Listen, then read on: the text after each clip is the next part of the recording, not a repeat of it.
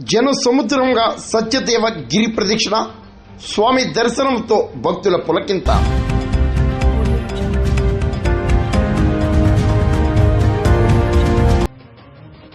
కోరిన వరాలిచ్చే కొండంత దేవుడు అన్నవరం సత్యదేవుడు. కార్తీక పౌర్ణమి సందర్భంగా శుక్రవారం సత్యదేవ గిరి ప్రదక్షిణ కోలాహలంగా సాగింది. వేలాదిగా భక్తులు గిరి ప్రదక్షిణలో పాల్గొని సత్యదేవుని దర్శనంతో పులకింతులయ్యారు.